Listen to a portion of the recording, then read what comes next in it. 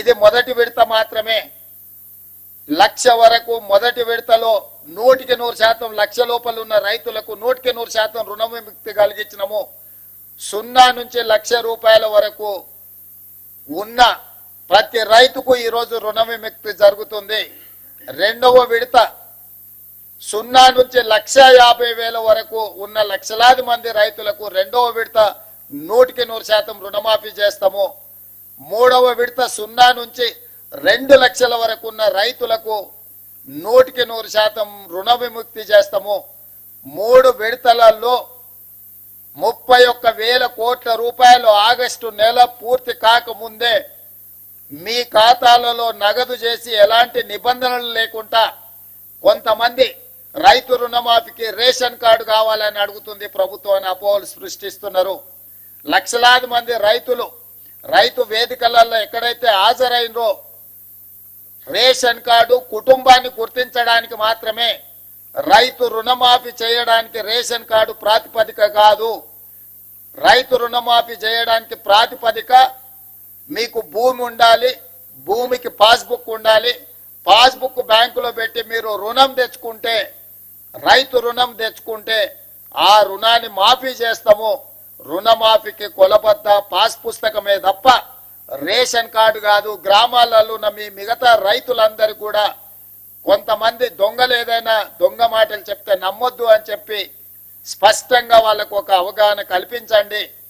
ప్రతి రైతుకు ఉన్న అప్పును మాఫీ చేయడానికి అవసరమైన అన్ని చర్యలు చేపడుతున్నాము.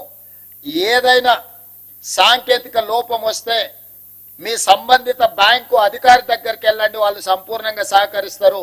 ఈ రోజు అధికారులు కూడా ఈ సమావేశంలో ఉన్నారు. వాళ్ళందరికీ కూడా మేము విజ్ఞప్తి చేస్తున్నాము.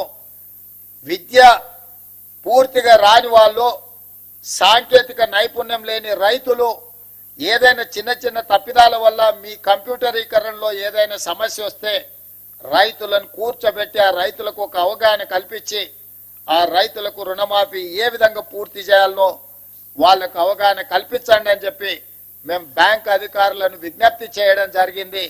వాళ్ళు ఒప్పుకున్నారు. వాళ్ళకు కూడా మనస్ఫూర్తిగా కృతజ్ఞతలు. అదేవిధంగా మన వ్యవసాయ శాఖకు సంబంధించిన అధికారులు అందరు రైతులను సమన్వయం చేసుకొని వాళ్ళ రైతుల ఖాతాలను తెలుసుకొని పిఏసిఎస్లో వేసిన డిసిసిబి బ్యాంకులలో వేసిన డబ్బులు కూడా తిరిగి రైతుల ఖాతాలోకి చేరడానికి అవసరమైన అన్ని ఏర్పాట్లను చేయమని మా వ్యవసాయ శాఖ అధికారులు, మన వ్యవసాయ శాఖ మంత్రి ఆయనే స్వయంగా ఒక మంచి రైతు. ఆయన ఎప్పుడు సమయం వచ్చినా సందర్భం వచ్చినా వారు వ్యవసాయం చేస్తారు. వ్యవసాయం సమస్యలు తెలుసు. ఇక మా ఆర్థిక శాఖ మంత్రి బట్టి విక్రమార్క గారు మీకు తెలుసు, ఆదిలాబాద్ నుంచి ఖమ్మం వరకు వందలాది కిలోమీటర్లు పాదయాత్ర చేసి రైతులతో మమేకమై రైతుల సమస్యలను తెలుసుకొని వాటిని పరిష్కరించడానికి ఇవాళ ఆర్థిక మంత్రిగా వారికి ఉన్న అనుభవాన్ని అంతా ఉపయోగించి ఏ మాత్రం వనరుల ఇబ్బంది జరగకుండా ఈ రోజు ముందుకు తీసుకెళ్తున్నాడు. వారికి ఆర్థిక మంత్రిగా బాధ్యత అప్పజెప్పినప్పుడు ఆయన గారు ఇచ్చిపోయిన అప్పు 7 లక్షల కోట్ల రూపాయలు. 7 లక్షల కోట్ల రూపాయలు ఆయన గారు అప్పు చేస్తే పెద్దలు బట్టి విక్రమార్క గారు ప్రతి నెల 7,000 కోట్ల రూపాయలు మిత్తి కడుతున్నాడు. అప్పు చేసిన అయ్యగారు మిత్తి కడుతున్నదేమో బట్టి విక్రమార్క గారు ప్రతి నెల తిన్నా తినకపోయినా ఉపాసం బండి అయినా పోయినసారి చేసిన అప్పులకు ఇప్పుడు మన బట్టి విక్రమార్క గారు ప్రతి నెల దాదాపుగా 7,000 కోట్ల రూపాయల మిత్తి కడుతున్నాడు. తెలంగాణ రాష్ట్రం వచ్చినప్పుడు సంవత్సరానికి 12 నెలలకు కలిపి కడుతున్న మిత్తి అప్పు 6,500 కోట్లు. ఆనాడు సంవత్సరానికి కట్టే బ్యాంకు అప్పు ఇవాళ ప్రతి నెల కట్టాల్సిన పరిస్థితి వచ్చింది. ప్రతి నెల గతంలో ప్రభుత్వ అధికారులకు జీతాలు ఇవ్వాలన్న కష్టంగా ఉండే, ఎత్తుకొని జమ చేసి ఇచ్చే పరిస్థితి. అక్కడి నుంచి ప్రభుత్వ అధికారులకు పెన్షన్దారులకు ప్రతి నెల మొదటి తారీఖు నాడు 5,000 కోట్ల రూపాయలు జీతభత్యాలకు ఈరోజు మనం కేటాయిస్తున్నాము, నిధులు విడుదల చేస్తున్నాం. సరిగ్గా 7 నెలలు మనం మహాలక్ష్మి కానీ, గృహజ్యోతి కానీ, రాజీవ్ ఆరోగ్యశ్రీ కానీ ఇట్లా వివిధ ఖాతాలకు వివిధ మన 6 గ్యారెంటీలలో అమలు చేసిన 5 గ్యారెంటీలకు ఇప్పటి వరకు 29,000 కోట్ల రూపాయలు మన ప్రభుత్వం ఖర్చు పెట్టింది. అంటే ఇన్ని రకాలుగా ఇబ్బందులు వచ్చినా సంక్షేమ పథకాలకు ఇప్పటికీ 7 నెలల్లోనే 29,000 కోట్ల రూపాయలు ఖర్చు పెట్టి ప్రతి నెల పోయిన ప్రభుత్వం చేసిన అప్పుకు దాదాపుగా 7,000 కోట్ల రూపాయలు మిత్తి కట్టుకుంటా ఇప్పుడు రైతులను ఆదుకోవాలి, రైతులకు ఇచ్చిన మాట నిలబెట్టుకోవాలి, మాట ఇస్తే మాట తప్పం మడమ తిప్పము, కాంగ్రెస్ పార్టీ ఏదైనా చెబితే 100% అమలు చేస్తుంది అని 2009లో మన్మోహన్ సింగ్ గారు ఏ విధంగా అయితే రుణమాఫీ చేసి చూపించిండో ఈనాడు దేశంలోనే ఆదర్శం. కొంతమంది ఎక్కడెక్కడి నుంచో వచ్చి ఒక ఆయన గుజరాత్ మోడల్ అంటాడు, ఇంకొక ఆయన ఇంకేదో మోడల్ అంటాడు. ఇవాళ ఈ దేశంలో ఉండే కోట్లాది మంది రైతులకు రాజకీయ పార్టీలకు తెలంగాణ మోడల్ ఆదర్శంగా నిలబడబోతుంది. తెలంగాణ రాష్ట్రం మాట ఇచ్చి రైతులకు 2 లక్షల రూపాయల రుణమాఫీ ఏకకాలంలో అధికారంలోకి వచ్చిన మొదటి 8 నెలల లోపలనే శ్రీమతి సోనియా గాంధీ గారు, శ్రీ రాహుల్ గాంధీ గారు ఇచ్చిన మాట నిలబెట్టుకొని ఈ రోజు దేశంలోనే ఆదర్శమైన ప్రభుత్వంగా తెలంగాణ మోడల్ గా ఈ రోజు మనము నిలబడ్డము. వ్యవసాయం దండుగా కాదు, వ్యవసాయం పండుగని నిరూపించడం.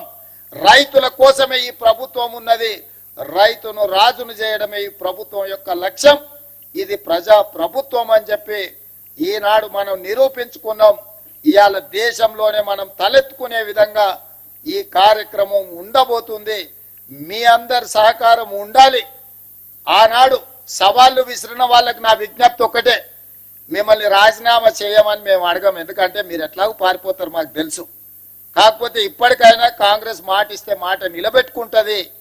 సోనియా గాంధీ గారు, రాహుల్ గాంధీ గారు మాట ఇస్తే అది శిలాశాసనం. ఆ మాట తప్పరు. రాజకీయ ప్రయోజనాల కోసం గాంధీ కుటుంబం మాట ఇవ్వదన్న సంగతిని మీరు గుర్తు పెట్టుకోవాలి. మీలాంటి మాటలు గాంధీ కుటుంబం ఇవ్వదు. ఈరోజు మనమందరం శ్రీ మల్లికార్జున్ ఖర్గే గారు, శ్రీమతి సోనియా గాంధీ గారు, శ్రీ రాహుల్ గాంధీ గారికి మీ అందరి తరఫున, తెలంగాణ రాష్ట్ర రైతాంగం తరఫున వారికి కృతజ్ఞతలు తెలియజేసే ఏకగ్రీవ తీర్మానం మనం ఈ సమావేశంలో ప్రవేశపెడుతున్నాం. అందరు ఈ రైతు వేదికల దగ్గర ఉన్న వేలాది మంది రైతులు అందరూ కూడా పెద్ద ఎత్తున చప్పట్లతో వారికి అభినందనలు తెలియజేస్తూ, కృతజ్ఞతలు తెలియజేస్తూ తీర్మానం ప్రవేశపెడుతున్నాం. ఆ తీర్మానానికి అనుకూలంగా ఇక్కడున్న పెద్దలందరూ, అక్కడ రైతు వేదికలలో ఉన్న రైతులందరినీ కూడా ఆమోదించాల్సిందిగా, చప్పట్లు కొట్టాల్సిందిగా మీకందరికీ నేను విజ్ఞప్తి చేస్తున్నా. అదేవిధంగా ఈ కార్యక్రమంలో పాల్గొన్న ఎమ్మెల్యేలు, ఎమ్మెల్సీలు, ఎంపీలు, ఈ కార్యక్రమంలో పాల్గొన్న వివిధ ప్రాంతాలలో మంత్రులకు కూడా నేను అభినందనలు తెలియజేస్తున్నా. ఈ కార్యక్రమాన్ని విస్తృత స్థాయిలో గ్రామాలలో గ్రామ సభలు పెట్టి ప్రజలకు చేరవేయండి. ఎవరికైనా అవగాహనలో లోపం ఉంటే కాంగ్రెస్ పార్టీ కార్యకర్తలు రైతులకు సహకరించి రైతులను సమన్వయం చేసి బ్యాంకుల దగ్గరికి తీసుకెళ్లి వాళ్లకు సహాయంగా ఉండి వాళ్ళ రుణమాఫీ జరిగే విధంగా మీరు ముందుకు వెళ్ళాలి అని చెప్పి మా సహచార శాసనసభ్యులకు, శాసన మండలి సభ్యులకు, పార్లమెంట్ సభ్యులకు నేను సూచన చేస్తున్నా.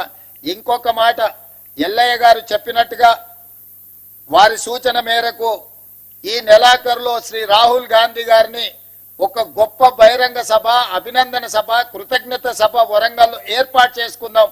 మీరందరూ లక్షలాదిగా తరలి వస్తామని చెప్పి మీరందరూ మాట ఇవ్వండి. మీ తరఫున 2-3 రోజుల్లోనే నేను, ఉప ముఖ్యమంత్రి గారు, ఇతర మంత్రివర్గ సహచరులం అందరం వెళ్ళి రాహుల్ గాంధీ గారిని ప్రత్యేకంగా ఆహ్వానిస్తాం.